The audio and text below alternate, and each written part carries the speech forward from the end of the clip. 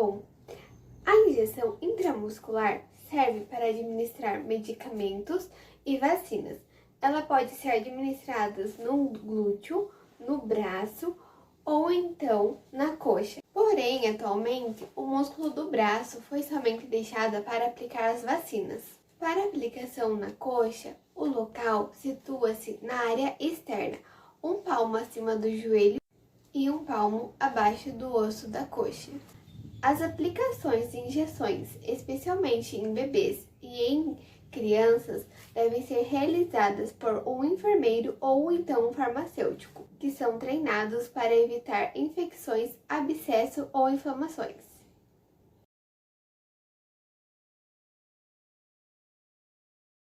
As vacinas administradas por via intramuscular são a tríplice bacteriana, a dupla infantil adulta, a vacina contra a infecção pelo Haemophilus influenza tipo B, a vacina contra a hepatite B, contra a raiva de uso humano, contra a raiva de vírus inativos, contra a poliomielite de vírus inativados. Os locais devem estar distantes dos grandes nervos para evitar danos e vasos sanguíneos. E os locais onde deve ser aplicada é no deltoide, no glúteo, quadrante superior.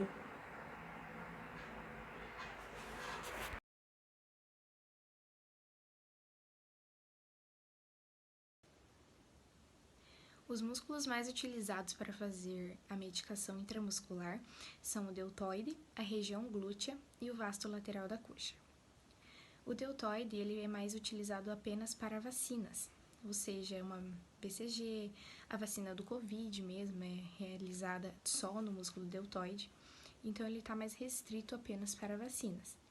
A região glútea já é mais utilizada para medicações, por exemplo, o Buscopan, dipirona, diclofenaco, e na técnica correta deve ser realizada a separação de 4 quadrantes, em partes iguais. E a aplicação deve ser realizada no quadrante superior mais exterior. E o vaso lateral da coxa, o músculo lateral da coxa, ele é mais utilizado para fazer aplicações de vacinas em nenéns. Por exemplo, a pneumocócica 10, que é a conjugada. Ela é realizada na idade entre 2 meses, 4 meses e 12 meses de idade de vida da criança. Esse é um exemplo de vacina que pode ser aplicada no vaso lateral da coxa.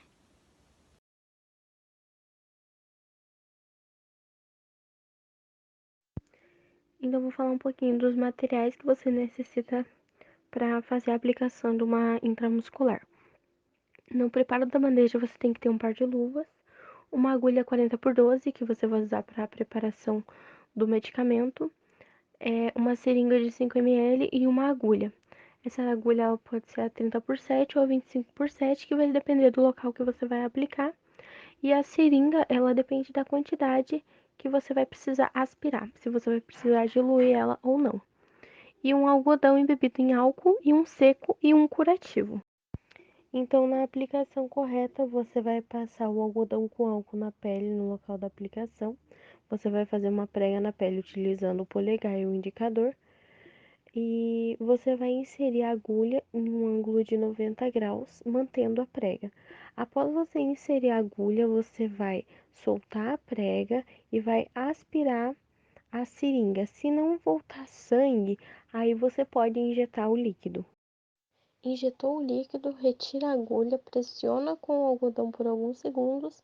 Se não voltar sangue, você pode colocar o curativo.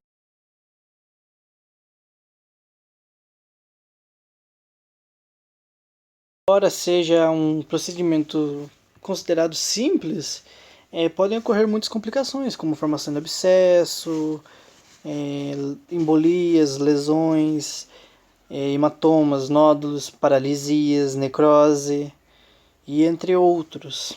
Mas isso tudo pode ser minimizado pela pessoa que está administrando o medicamento. E os profissionais da enfermagem reconheceram que havia muitas complicações na administração desse medicamento por essa via, que é a intramuscular. Isto muito depende da técnica, da habilidade da pessoa e do conhecimento.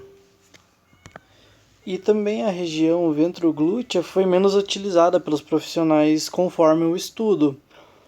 E porque associa muito esse local de punção por ser bem livre de vasos e nervos importantes e apresentar uma maior espessura do seu tecido subcutâneo.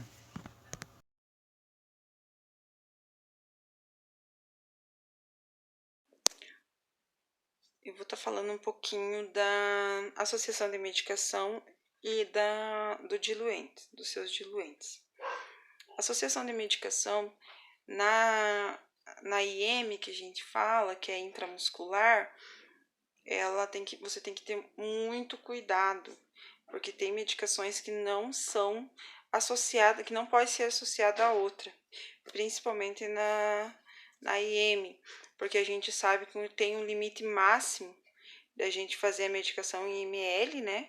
Que a gente pode, no mínimo, injetar 5 ml, quando é no glúteo que a gente fala, não pode ultrapassar de 5 ml. E ter sempre o cuidado em primeiro estudar, digamos assim, essa medicação, se ela pode ser associada com a outra medicação. Por exemplo, eu vou fazer um Buscopan composto com dipirona, mas eu não sei que no Buscopan composto já existe a dipirona e o meu paciente tem alergia à dipirona.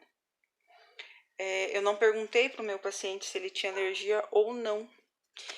Eu vou misturar um diclofenaco com a dexametasona. A gente sabe que diclofenaco ela não pode ser associada a outra medicação também, que ela tem um efeito, uma reação.